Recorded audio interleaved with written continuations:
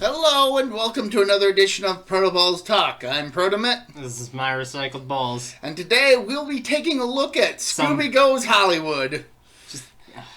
I don't have a lot of good to say about this. For those of you who don't know what the Scooby-Doo franchise is, the series is essentially about a group of 4 kids and their talking dog who go around solving mysteries involving monsters that turn out to be just guys in masks. Like Old Man Withers. And that was pretty much how the Scooby franchise was, starting from 1969 until when this movie came out, which was on the 10th anniversary. Mind you, this isn't like a full-length feature movie either. This was a telemovie. Yeah, this was a made-for-TV movie. And it is somewhat parodic. I mean, if that's what you want to call it. It's December 23rd, 1979 is when it aired, 2 days before Christmas. My God. Ugh. Now, I will point out that there is a notable omission from this movie, as this movie had actually aired during the first season of Scooby-Doo and Scrappy-Doo, and the latter is nowhere to be found. So that's a bit of good news. What are you trying to say? I'm saying what all Scooby-Doo fans agree on. Scrappy was terrible for the show. Maybe for the show, I wouldn't say for the... Okay, maybe for the show, I wouldn't say for the telemovies, because in the telemovies he's great, okay? In the later movies he's great. Yeah, but those are 3 out of the various stuff that was airing at the time. It was...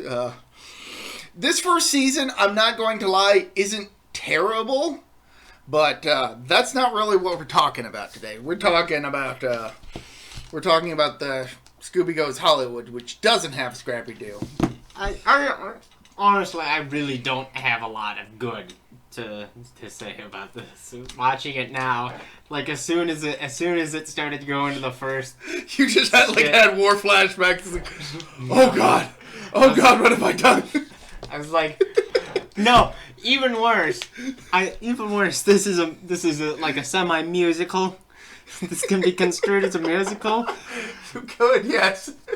And that's not the worst part that it's a musical. It's that the fucking songs have been stuck in my head for like 2 weeks now. I can't get them out. And it's like they're not like one of them's an okay song, but the rest are like... It's weird that they've been stuck in your head for like 2 weeks now, since we watched it not even a week ago. You know what I mean. It feels like an eternity in hell.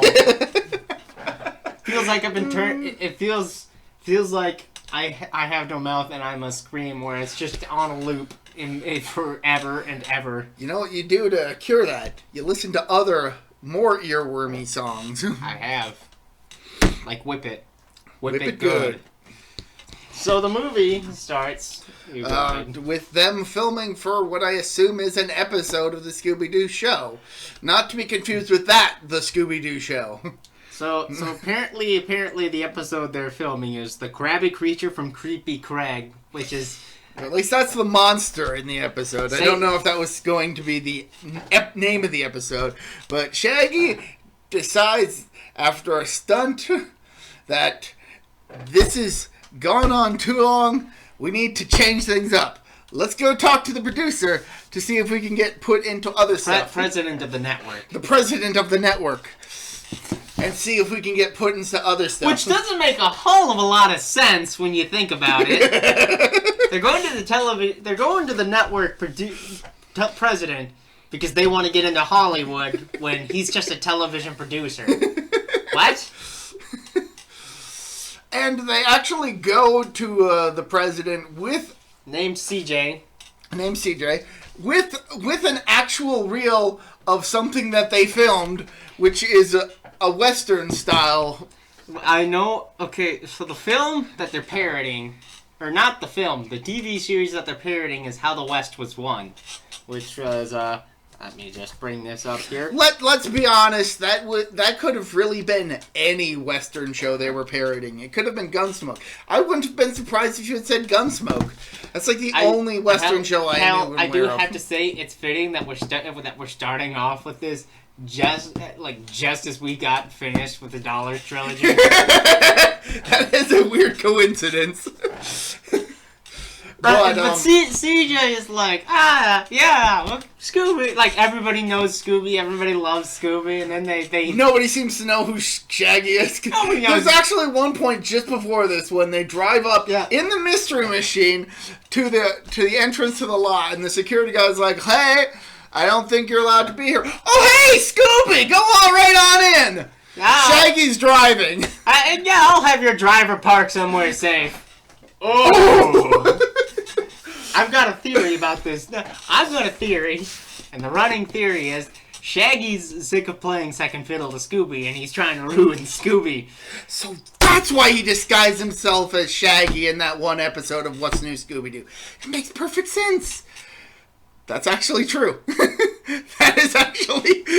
Shaggy dressing. There is an episode. Oh, yeah, that's right. The Valentine's Day episode of What's New, Scooby-Doo. God, that's No, wait, no, it wasn't even... He wasn't even... No, he was dressed up as Shaggy. It revealed that the culprits were the guest actor for that episode and the voice actors for the four human characters in the show, but they don't actually say anything in their roles. It's just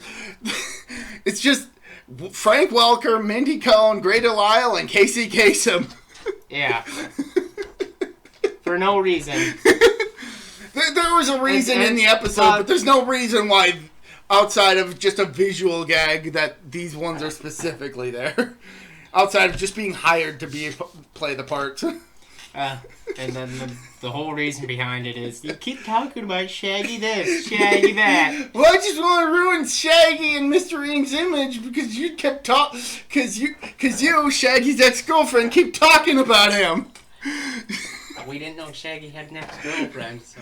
Well, now we do. So anyway, yeah, so how Scooby won the West is the skit's called, and Sheriff Scooby and Deputy Shaggy have to deal with a villain by the name of... Jesse Rotten. Jesse Rotten. That sounded like it was going to go somewhere else. And Buster Keaton gags left, right, and center. It's whatever. This is supposed to be a serious Western take, and somehow Shaggy didn't edit out all the flubs and goofiness.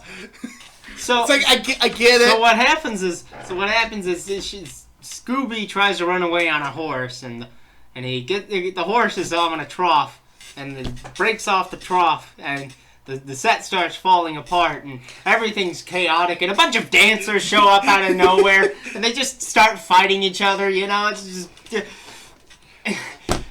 Dom DeLuise shows up. Yeah, then Dom DeLuise shows up. Wait, no, that was Blazing Saddles. Piss on you, I work for Mel Brooks. So anyway, so CJ initially thinks it's a joke. Like he thinks it's a joke, but no, that was their serious attempt at making a Western starring Scooby-Doo. I mean, it could work. No? I think I threw out my wrist. Good job. I broke his wrist by punching him in the face. Stonks? Stanks, man! Stinks. Oh, yeah. So that one didn't go over very well. So then we get to the next... Yeah, so he throws him out. He's like, get out of here. Get out of here and go back to your show. And then, I gotta say, Freddy, Daphne, and Velma have, like, completely... what's the word for it? Nebulous roles in this film? They have nebulous roles, but Frank Welker totally phoned it in for this one. He doesn't give two shits. He's like, oh no, Scooby's leaving the show. Whatever will we do? We've got to convince him to not leave. No. There's even a bit where Frank Welker starts singing, and you can tell he's contemplating. I think that's later on in the movie, though. It's later on in the movie, but Frank Welker is contemplating what the hell he's doing with his life. Being in a popular TV series for over a decade. Over a decade? Well, a decade at that point. At that point. Going on over a decade. At this point, yeah. At this point, it's about to hit 50 years soon. Well, it's already over 50. Yeah. Yeah, 50th anniversary was last year. Yeah. So then, we get another demo reel that Shaggy and Scooby decide to show to CJ. This one co-starring a popular star by the name of Levon. And this is basically just a parody of Laverne and Shirley. With Levon and Scooby. It's as cringeworthy as it sounds. The whole premise is that they go to a roller skating rink and hijinks happens. I think there's a musical number. Pretty confident there's a musical number. You've got to win this. You've got to win this skating championship of the world. Of the world? Of the world. I mean, if it's Brooklyn, that's fine. I think the world's too much pressure. Yeah.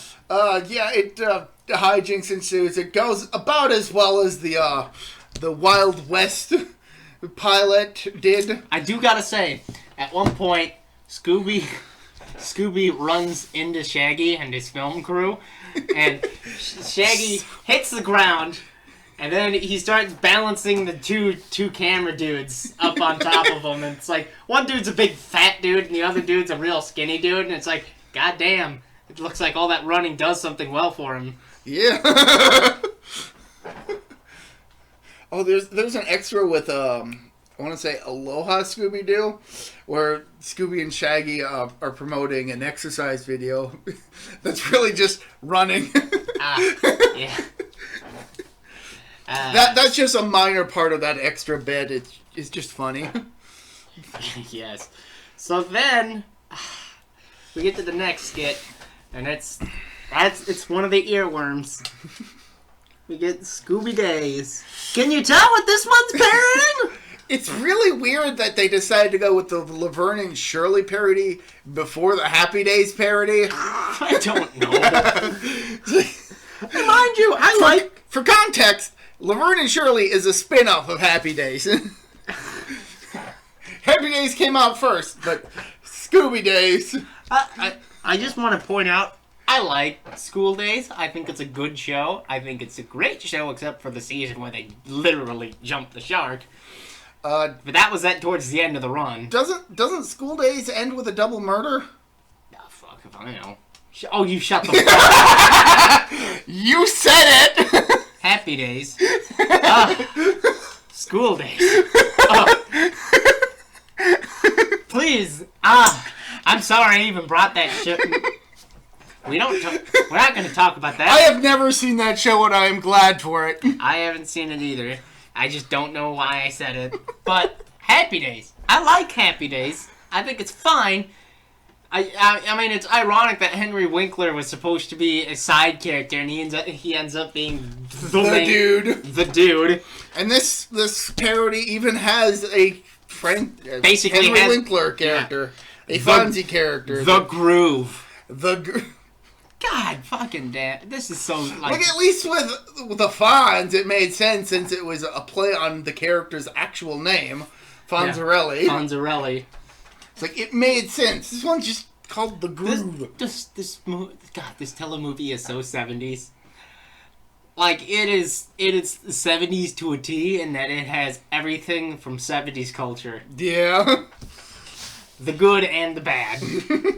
As seen by Levon and Scooby. So yeah, so the skit starts with the Groove showing up at a milk shack. On his motorcycle. Milkshake shack on his motorcycle, coming inside and whatnot. And he's like, he goes up to his spot, and Shaggy's there. And he's like, "Hey, what you doing in my spot?" And Shaggy's like, "Oh, I'm sorry, but this spot was reserved for the Scoob." and we get a musical number, and there's this one guy on a phone who just... Dooby-doop, dooby-doop, dooby-doop, doop. Throughout the entire thing, I was just imagining the guy on the other line of the phone. It's like, are you having a stroke? What's going on? Are you in danger? What is happening? What does dooby-dooby-dooby mean? Dooby-doop, dooby-doop, dooby-doop, doop. Somebody call 911. I think this guy is... I'm gonna try having a stroke. I think I'm gonna try getting... At least it wasn't as bad as the Nickelback. Gimme, gimme, gimme, gimme, gimme. Oh, yeah! Dumb shit. This movie is terrible. This movie... this is awful, but not even in a good... It's not so bad, it's good. I would argue against that, but... But that is because I've watched a lot of Scooby-Doo and seen some of the worst stuff. Okay. Look, I sat through Reluctant Werewolf 10 times. Okay, I know what terrible is. You're not the only one. Yeah.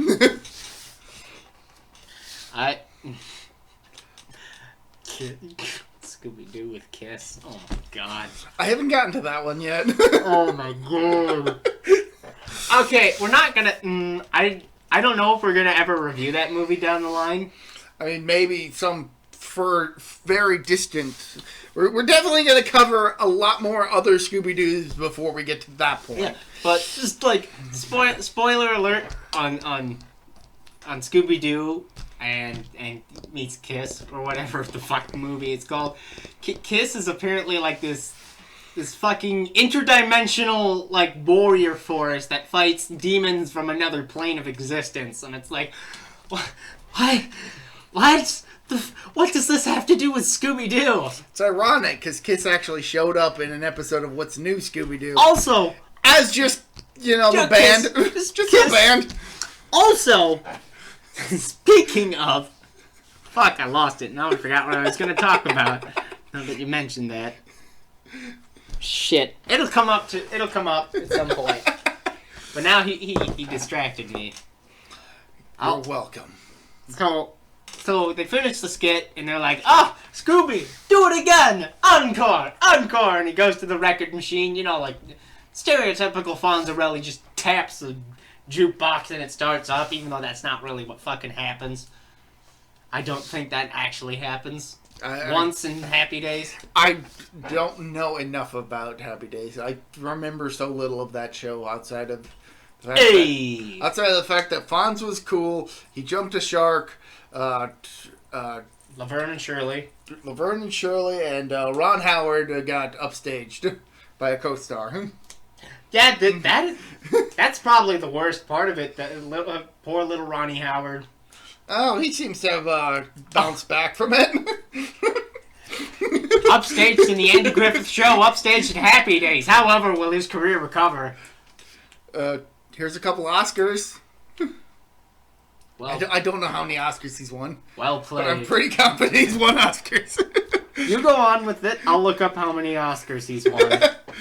So, this doesn't... so this demo reel, of course, doesn't go well. And CJ kicks them out again. I think it's at this point that we get that musical number with... 2. He's won 2 Oscars. Oh, so my guess was correct. Yeah.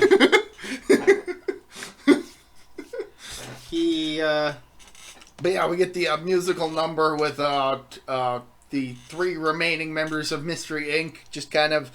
I don't even think they're called Mystery Inc. at this point in the franchise. I think they're just referred to as the Scooby Gang.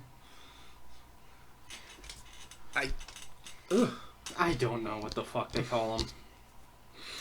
But yeah, they have a musical number. So CJ just had enough of this, and he's like, Scooby, just go back to your show. And Scooby's like, fuck no. Fred, Daphne, and Velma have this flashback musical number. Well, no, not quite yet, because so Shaggy and Scooby come up with a plan to commiserate with celebrities. A schmooze, if you will. Schmooze. And that's basically just dress Scooby up in a pompous actor's outfit and just send him into a party uninvited. Uninvited. He just walks into a restaurant uninvited. like a top scale restaurant where you have to get. At one point, Scooby goes to get punched. A lady bumps into him. He drops his glass. He tries to fish it out with the ladle. A guy bumps into him. Drops the ladle in. So he's having to dig into the punch bowl to try and get his cup and ladle. And there's a lady who's just like, ah. Disgusting! It's not like he wanted to be doing that. It just kind of happened. That's fucking disgusting! So then he sees all the food, and he takes all the food, and before he can eat it all, this waiter is just like, no. Get the fuck out. Yeah, because all the patrons are like, what the fuck happened to all the food? Dude, what the fuck? That's why I'm pretty sure this is like either a party or a buffet, because he lifts it off a table. It's a shindig. Yeah. He just fucking takes everything. As he is expected to do, because he's Scooby-Doo. And he's kicked out. So then he goes to a pool, and he tries to impress whoever the fuck it is. No, anybody in particular. Anybody. And he fucks up so bad, he also gets kicked out. Yeah, I don't remember that part. So, but Fred, Daphne, and Velma are reading the newspaper on it, and they're like, "Oh my god, what the fuck is he doing?" And they have a flashback to when they got Scooby as a puppy, which is totally contradicted by the show A Pup Named Scooby-Doo. Which I count as canon, because getting back to an episode of What's New Scooby-Doo, they actually have a flashback to when they were kids, and they actually use the Pup Named Scooby-Doo art style for the characters as kids. So that's canon. Yeah. Boom. It just... The Scooby-Doo canon has been fucked with so much. Like, even from Zombie Island to Witch's Ghost, the canon's fucked with. Yeah, I don't really bother with it too much. That one I'm not too mad about, because I still treat it like, okay, so Zombie Island happened, and clearly they're all fucking traumatized by what they saw, but they enjoyed being together so much that they decided to go back to being the Mystery Gang, Mystery Incorporated one more time, you know? That's my working theory between them. But, We're not there. We're not there yet. Oh!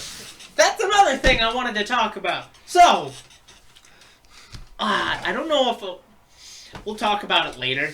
We'll talk about it in we'll talk about it when Zombie Island comes, but there's a major plot point that I want to talk about between Boo Brothers, Ghoul School, Reluctant Werewolf, and then to Zombie Island.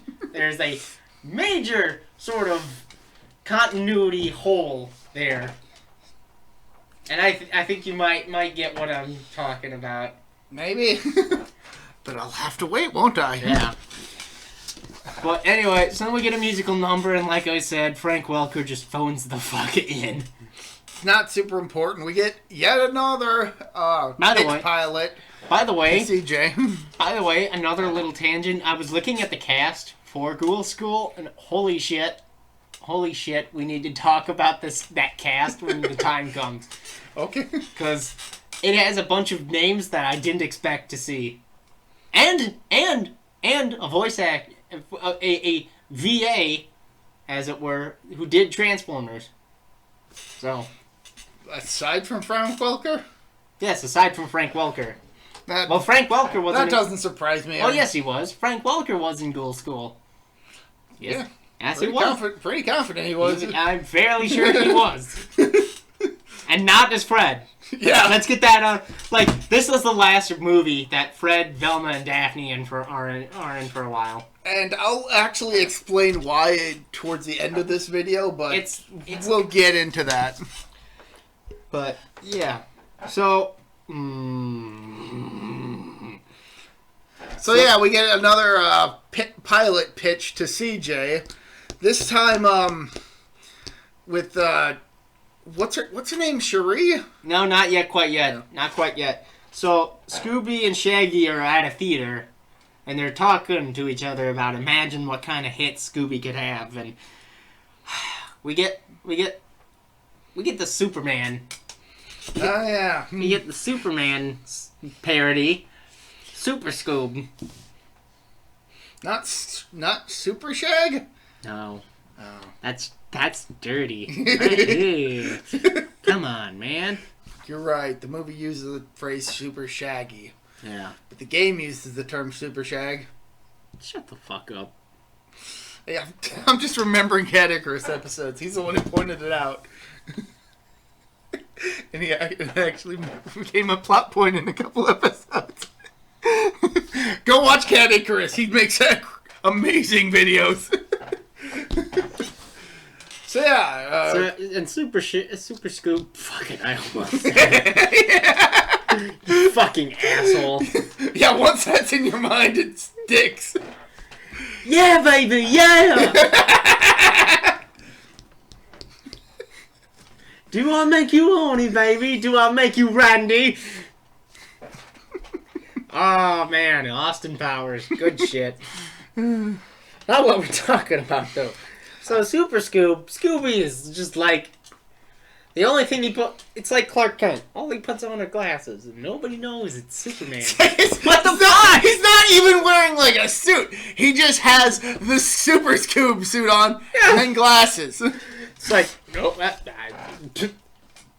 I'm pretty confident Clark Kent could get away with it, because according to the comics, the reason they work is because they're, like, made of a special metal that enhances his super hypnosis. That is a canon explanation for how that works. Well, if he just wore the glasses all the time...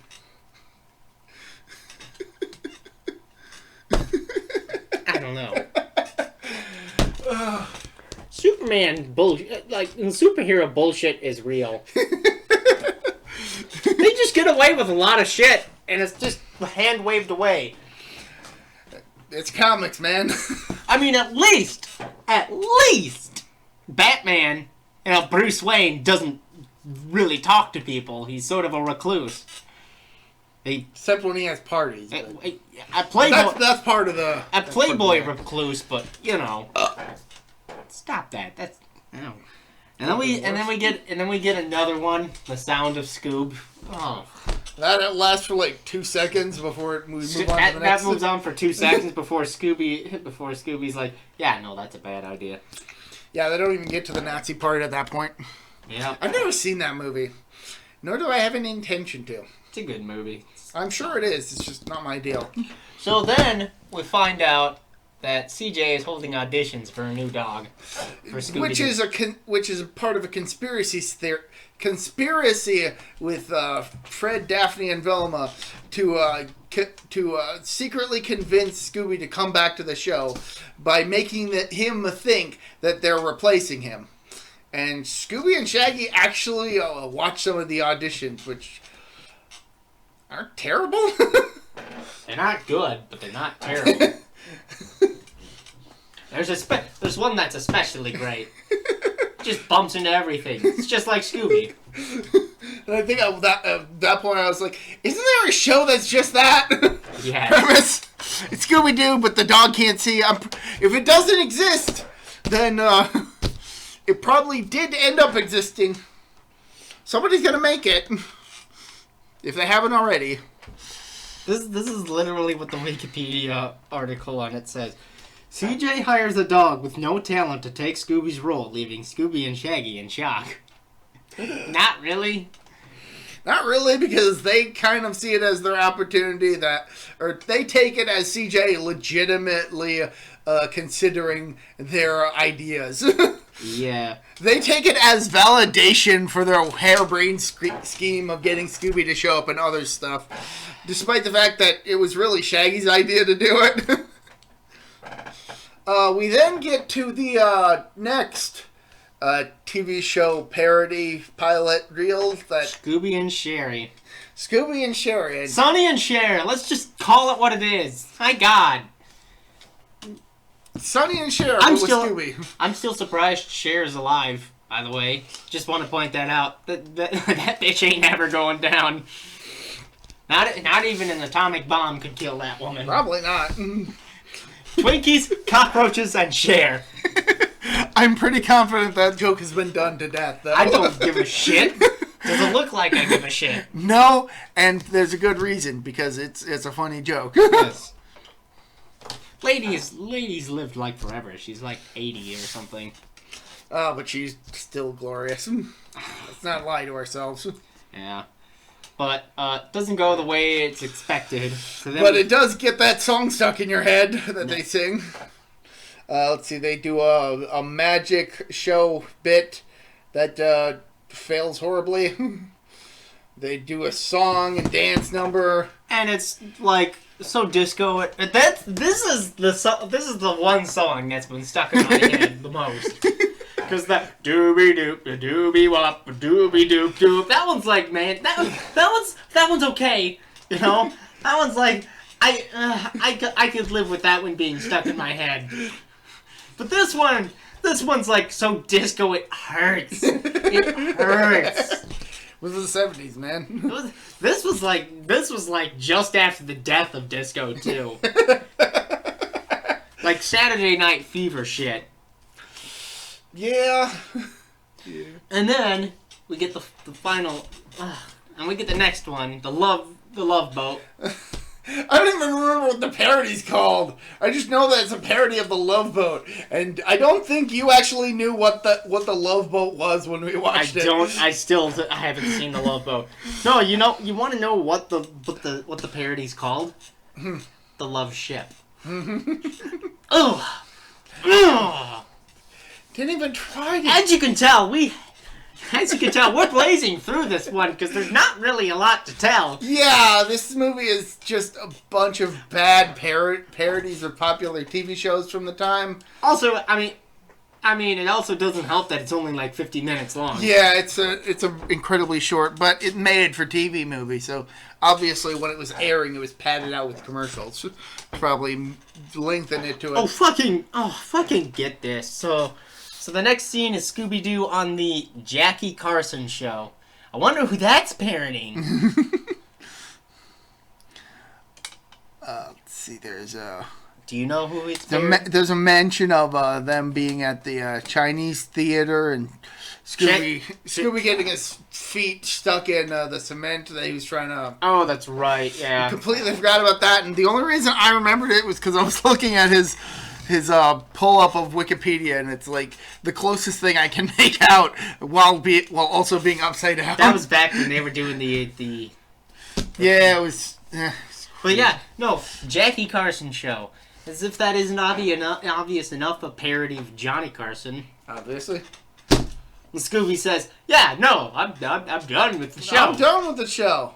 And apparently this is what gets all the kids to suddenly notice something's wrong. Also, what the hell are those kids doing up so late? I mean, wasn't Johnny Carson a fairly late-night television talk show? It's broadcasting during midday. Oh, was it? Yeah. Well, I did not know that. I assumed it was similar to like. Well, it's literally like David Letterman, Jay Leno. Well, it's literally it's literally a parody of Johnny Carson, who ran the Tonight Show before Jay Leno. So Johnny Carson show actually did air that late. Yes, but in this special, it's just midday. In the special, it airs midday. Turns out kids are watching. Name me one kid who would watch, like, honestly, name me one kid who would have watched Jay Leno or Johnny Carson back in the day. I mean, other than you, but that's because Mom watched it. To be fair, when I did watch it, I generally just stuck with, like, the opening monologue and whatever skit was going on and just kind of tuned out for the rest of it. I guess. I don't know about you guys, but I'm not really the biggest fan of Jay Leno. I always liked David Letterman more, but that's more of personal taste. So apparently he's in Goblin King. Jay Leno? Yeah. Jay Leno? Yeah. Yeah. I could have guessed that. You know. I think he plays the Jack-o'-lantern, which is weird because it sounded a lot like Jim Belushi, who voices another character in that same movie. Did you know? So weird. Did you know Jay Leno was also in WCW? wouldn't surprise me. In fact, I think I may have seen some bits of that or something. He was in a match, and he punched Hulk Hogan in the face once. Yeah, that's a thing that happened. But anyway, they're on Jackie Carson or whatever. Yeah, Jackie Carson and the This is what gets the kids all concerned about Scooby. The Tonight Show on midday. The midday show, I suppose. The kids are like, what? Scooby's leaving? No! And somehow this leads to massive protests to get Scooby-Doo back.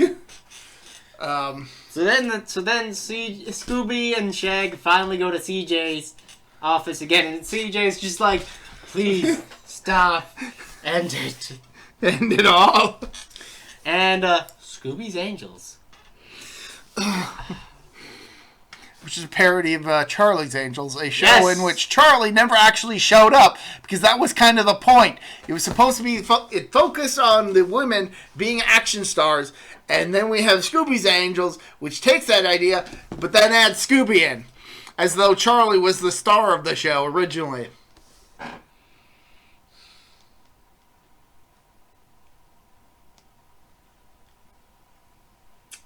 Hold on. Hair in my mouth. We killed the podcast. This hair killed the podcast, but now I've removed it from my mouth so we can continue. Yeah. But this does not last very long. And CJ's like, stop! Stop! Stop! Scooby, I want you to come to the window with me. Open up the window, go out on the balcony. There's just like a bunch of protesters. By the way, I just wanted to say, of the notable guests on Charlie's Angels, the little side tangent, David Ogden Stiers was on there. And, he's most famous for Major Charles Emerson Winchester of MASH. And just like, he's on that show for a while. And, you know, it's enjoyable and I like it. Was he Bosley? I think he was Bosley. Also, David Ogden Stiers is also the butler from Beauty and the Beast. Be our guest. Be our guest. Cool. Yeah. That's actually kind of cool. Yeah. He goes from a snooty British man, or a snooty New England patriarchy man. But yeah, we see outside on the balcony, Scooby sees like a ton of protesters with signs.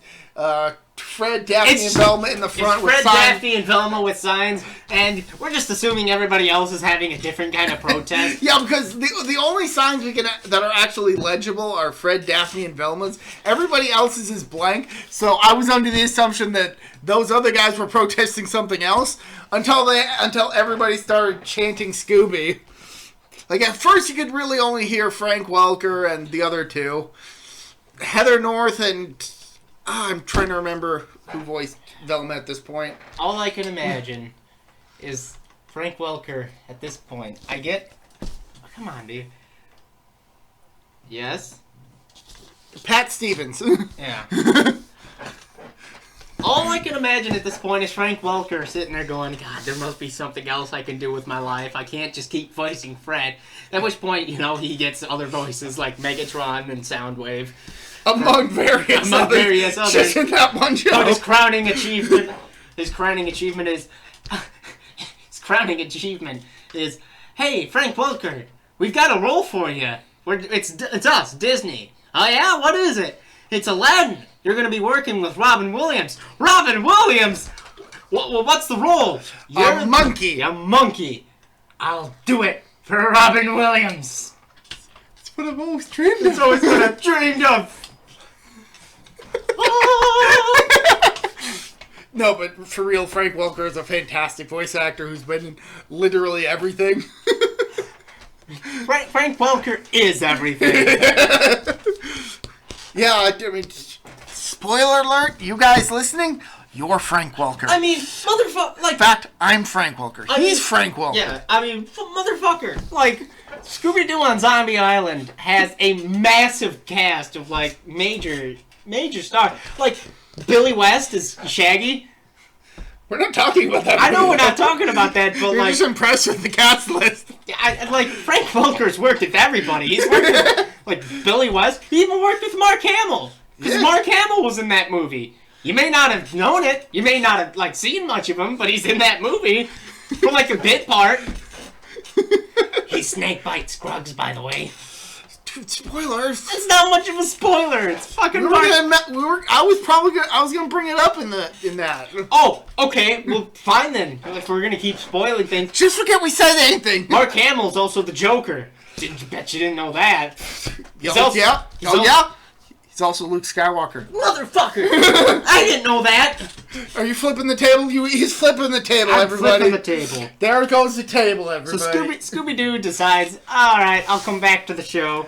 Yay! So basically, CJ just like is finally like, I finally had it, and then Shaggy, this motherfucker, this dope ass motherfucker, comes back and he's like, oh, by the way, CJ, if you're interested, I've got three pilots of myself, if you'd like. Welcome back, Shaggy and Hutch, and Mork and Shaggy. God damn it, Casey Kasem just wanted to work with Robin Williams. And then he gets kicked out.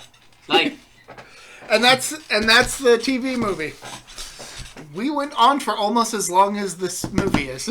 Yeah, just about. But it's This was definitely painted out by tangents, though. Oh, this was painful to watch. Actually. I find it a little ironic that the message of this movie was Scooby, don't change, and then after the season that was airing finished, they decided to change the whole dynamic. I don't know why. I assume that they took the negative backlash that was the result of Scrappy showing up and assumed that everything else was the problem except for Scrappy. So they got rid of Fred, Daphne, and Velma and just had a bunch of short adventures with Shaggy, Scooby, and Scrappy on a TV show that also had Richie Rich in it. And then a bunch of other shows. And eventually they brought Daphne back for a little bit. And they also briefly brought back Fred and Velma. But then they got rid of those two again, but kept Daphne around. But this time, they decided to introduce two new characters. Vincent Van Gogh and Short Round. Sorry, I can't actually remember the kid's name. It doesn't fucking matter. He's only there for that show. Yeah, also, coincidentally, that show was the first season in which Shaggy wore the red shirt, blue pants, black shoes outfit that he wears in the TV movies that came out after that show had ended. I don't know why they changed it. I don't know either. I mean, it's a better... Granted, they also changed Daphne's costume in that show as well. I mean... Just her entire look. I mean, I'm just gonna say this. I think the red shirt and jeans and... Flim Flam! That was the name of the kid. Now, I'm gonna be honest. I think the red shirt, the jeans, and the black shoes. I think it's a better look for Shaggy, personally. It's not a bad look, but... It's not a bad look. It's just... I think it's better than his... I get it. His green shirt and brown bell-bottom pants are... Like he's still wearing the same outfit. It's just different colors. That's it. I mean, I get it. His green shirt's iconic, but I honestly prefer red shirt Shaggy. Red shirt Shaggy was cooler. He actually, you can see that. He got a girlfriend, motherfucker. You can think that. You're wrong, but you can think that.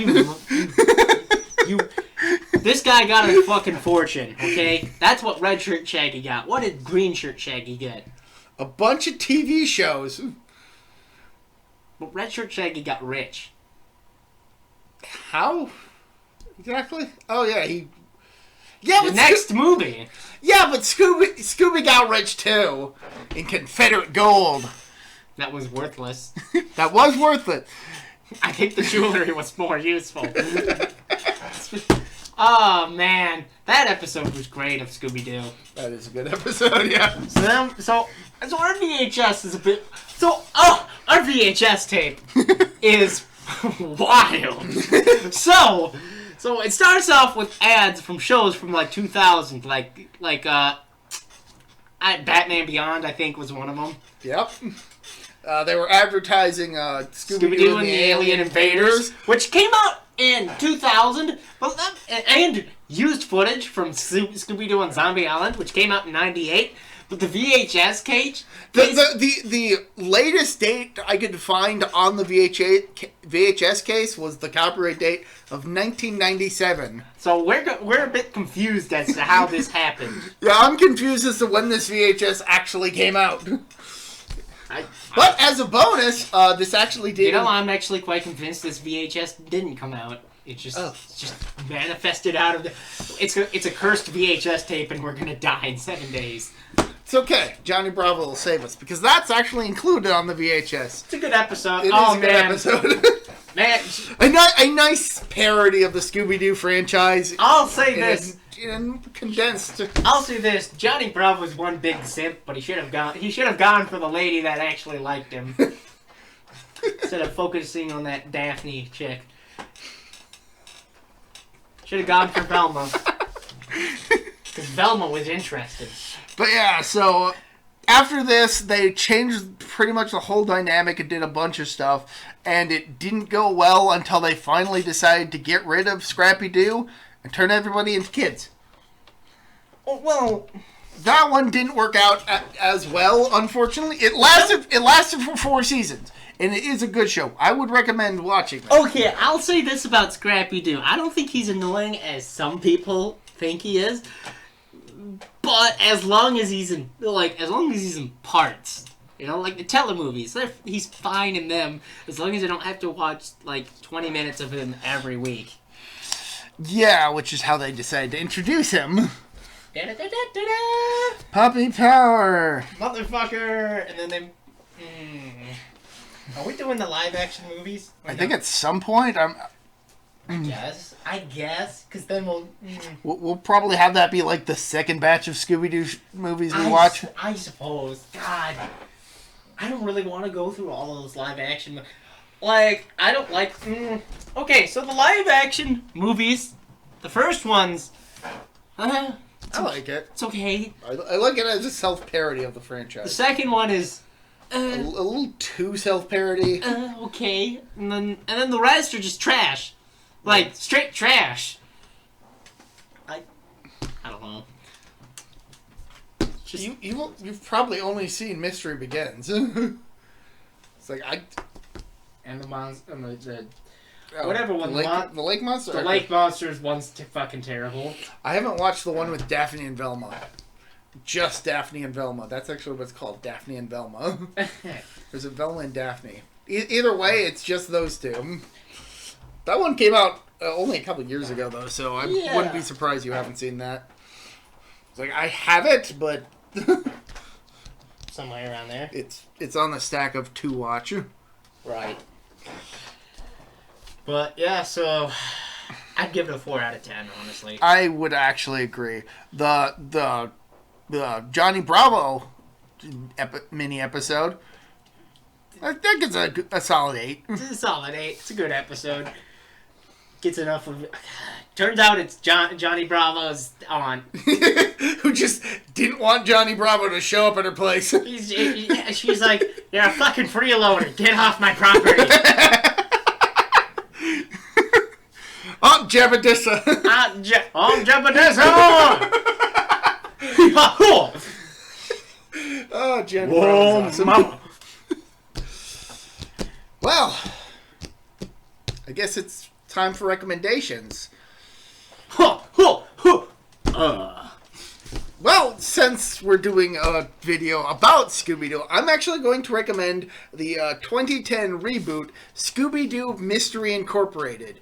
Which is fantastic. It's good stuff. It is creepy, it is dark, but it's not so dark as to be purely for adults. This is definitely a kid's show, but it does go to some dark places. And what I really, really enjoy is that there's actually an ongoing story. Like, each episode... It has a story arc. It has a story arc. Each episode actually has an episode number that's presented above the title. And there is character development from episode to episode. I'm It's only like 2 seasons. It is 2 seasons, but each season is 26 episodes. So, I personally would suggest what I think the best Scooby-Doo series, in my opinion, because it has the best mix of comedy, action. I'll let you finish because I do want to say a few more things about Mystery Incorporated. It is a reboot, so you can basically ignore all the stuff that came before, especially Shaggy and Scooby-Doo Get a Clue. Fuck that show. But it is peppered with references to various other entries in the franchise, while at the same time also being a bit of a parody. Like, for the example, Daphne is totally infatuated with Fred, who is completely obsessed with traps. Yeah. Vincent Van Gogh shows up as an actor in movies in a handful of episodes. Yep. Scooby actually has lengthy dialogue, like full-on sentences, actual contribution to the plot, instead of just being a reactionary character like he always is.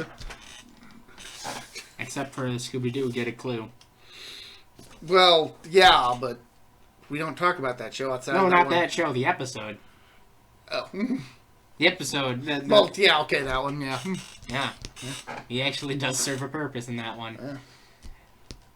That's the Captain Cutler one, though. Yes, it is the Captain Cutler one.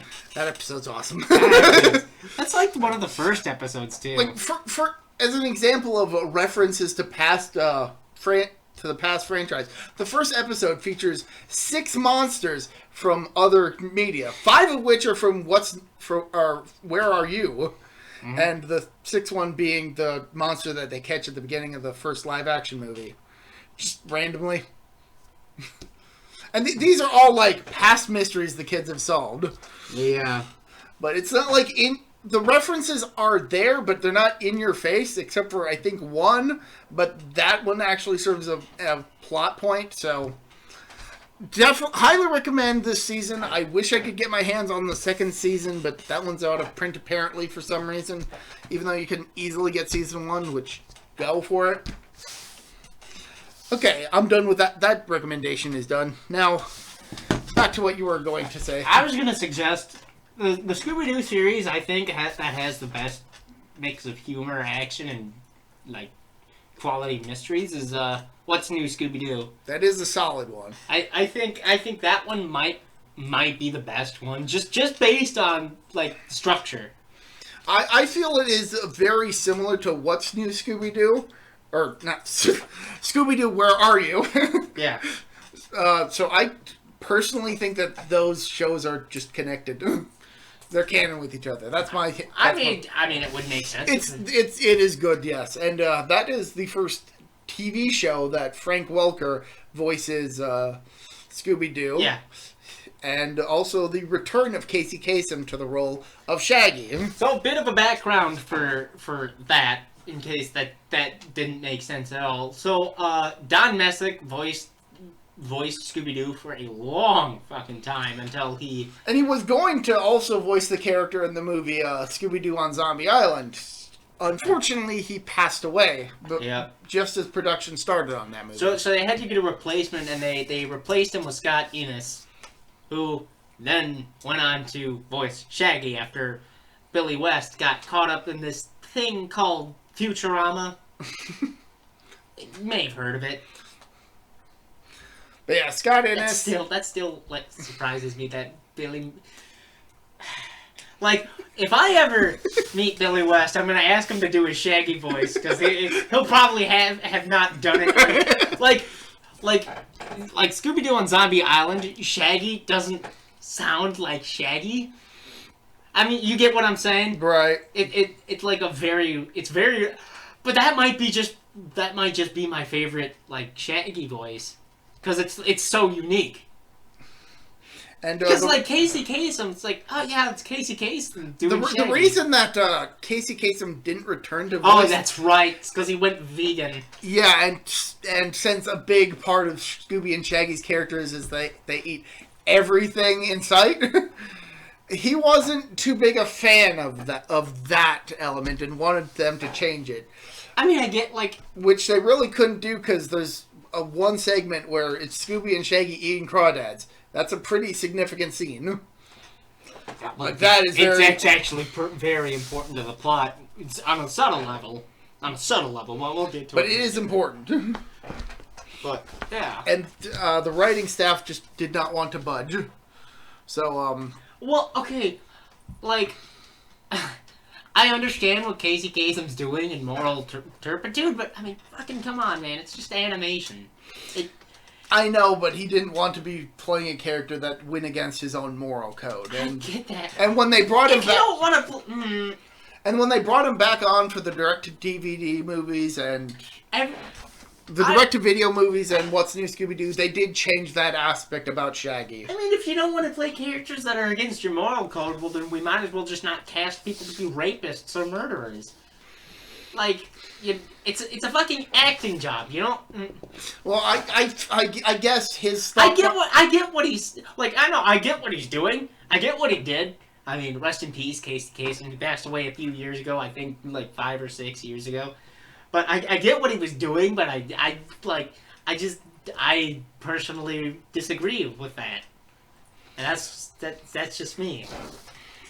But yeah, that's a whole thing. What's New Scooby-Doo has him returning to the role. It has Frank Welker voicing Scooby and Freddy. It has Grey DeLisle and Mindy Cohn voicing Daphne and Velma, respectively, which is actually carried over from the movies by that point. Yep. And I mean, BG or BJ? BJ Ward? Is that what it was? BJ, yeah. BJ Ward had voiced Velma? Previously, yes. Previously, but she had passed away since then, I believe. Let me look that up. I think I know how she passed away, but hold on. Yeah, BJ Ward had played Velma. But, no, she's still alive. Okay, never mind. There was somebody who I was thinking of. I think it was Daphne? Hold on. Yeah, Daphne. The voice actress for Daphne. Give me 2 seconds. 2 little seconds here. I gotta pick up the cast here. It was, We'll probably talk about this more when we actually get to the movie. Mary Kay Bergman, I believe it was. Yes. She had committed suicide shortly after Witch's Ghost came out. So. Very tragic. Yeah. That's, I think it was only 30, so. I don't really want to end the podcast. But yeah, no, What's in Scooby-Doo? If you're a fan of Scooby-Doo, Where Are You? And the Scooby-Doo show episodes, this is basically an updated version of that. By the way, technology and Scooby-Dum is the most underrated character. I don't care what anybody says. He got a Funko. That's how you know he was approved. Yeah! He is the yeah! Scooby-Dum's the best. He only shows up in 4 episodes, which is criminal. Should have showed up in more. He even shows up in the Headless Horseman episode. Yeah. Or the Headless Horseman special. I don't know if it's an episode. Dude, Scooby-Dum was awesome. I wish they would, do something more with him. Like, people like him. It's not like Scrappy was just annoying. Hell, you could even bring back Scrappy and even, fix him up a bit. I mean, you could recast him and remake him to be better. Not such an annoying twat. In a word. To people. That's putting it nicely. Yeah. An annoying twat. That's what he was. Yeah. I don't mind. It's like Short Round and, Flim Flam? No. Wesley Crusher? I was just going for a random kid character that's tossed in. God damn it. Which movie are you thinking of? Temple of Doom. Short Round. Yes, Short Round and, the lady. Yes. I'm trying to think of her. I can't think of her name. I can't remember the actress who plays her. Oh. Willie Scott. Right. It's like Short Round and Willie. Like, I don't mind Short Round. He's, like, I saw him in the Goonies. He's fine. He's much less annoying in the Goonies, and I don't know what they were doing with him in Temple of Doom, but he's not that annoying. But Willie, fucking Willie, she makes my ears bleed.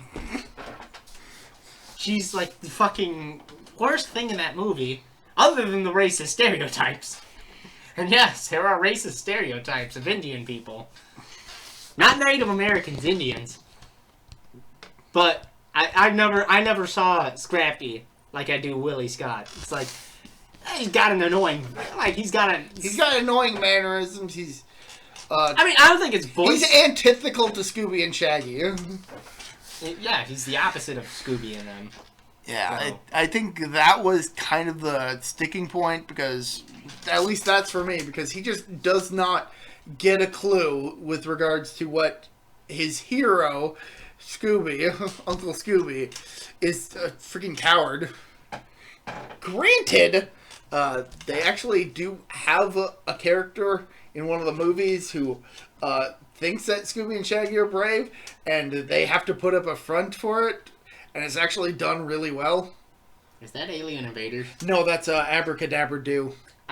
No, they also put up that front in Alien Invaders. Right, but that's more out of they want to prove to themselves. Yeah. There's also I can't believe we haven't talked about this. There's also the one movie where Shaggy goes up to 11.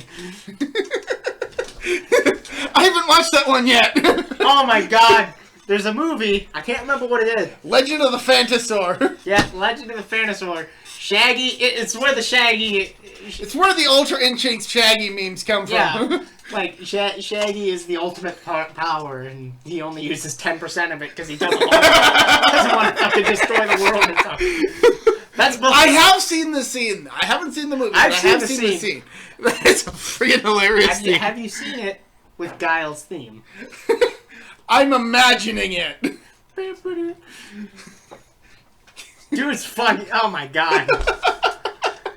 Like, it comes out of nowhere. It's a big-lipped alligator moment. Oh, but it's apparently a plot point in the movie. Again, I haven't seen it yet. It's on my watch list. I actually have a copy of the movie, and I'm going to be watching it as I'm watching Mystery Incorporated, because it came out during that time. So another thing we'll be doing is, of the classic Scooby-Doo movies, you know, the first 4 that we'll be reviewing, we'll be ranking them in order. Yes, the first 4 we have, of course, Scooby Goes Hollywood, which we've gotten done. Yep. Next we will be doing the first of the 3 80s TV movies, Scooby-Doo Meets the Boo Brothers. That one's a good one. We'll then be following that one up with Scooby-Doo and the Ghoul School. That one I love. I don't care what anybody says. It's a great movie. And then finally, Scooby-Doo and the Reluctant Werewolf. That one's not good, but I still like it anyways. I like it more than him. I don't mind. Like, it's a guilty pleasure. I will admit, I loved that movie as a kid, but as an adult rewatching it, I did notice something about it that I'll talk about when we talk about it. Yeah. But I mean, it's just wacky races, but that's... Spoiler! I mean, it's just... We'll get more into detail about that. But, so, where would I put... After reviewing one movie, where would I put Scooby-Doo? Dead last! Dead last! I mean, it's the only movie we've reviewed, and so far I'd still put it dead last. I wouldn't even put it in first place. It's -1. It's in the -1 spot. We're gonna make sure it never gets first place. It is in the 10 spot. There are only 4 entries. It's in number 10. It's at 11. Number 11. But it only goes up to 10. This one goes up to 11. Yeah, this one goes up to 11. Well, why don't you just make 10 louder? Yeah, but this one goes up to 11. I've never seen that movie. That is a movie we should probably do. Oh my god, this is Spinal Tap would be a great one. Anyway, I think that's about it for this one. But yeah, you have a good idea of what 3 of the next ones we're doing are going to be. Yeah. And we will keep going for a little bit longer after that. But we're gonna.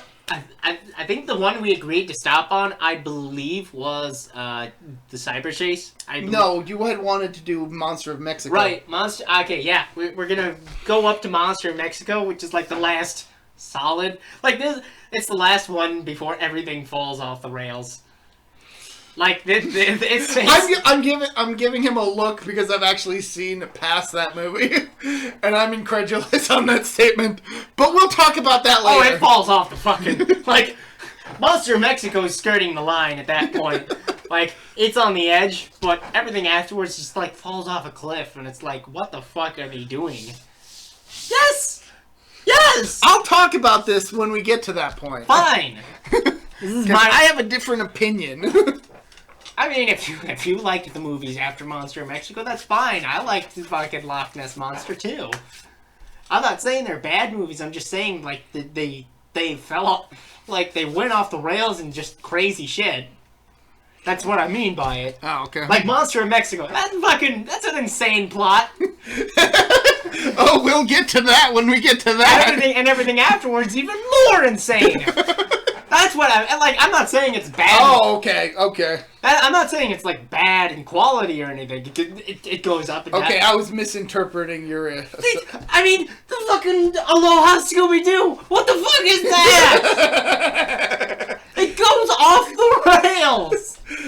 I do have opinions about those movies, but I'll talk about them. They're insane, man. I think that's a good spot to end on right there. Yeah, and this entire time we've just had What's New, the poster for What's New Scooby-Doo. Yeah, What's New Scooby-Doo. We're not gonna fucking put up any of the other movies. That's too much work. Yeah, I'm just gonna have the posters for Scooby Goes Hollywood, Mystery Incorporated, and What's New Scooby-Doo. Well, that was fun. This is my Recycle Balls. I'm ProtoMet. Have a good one. See ya.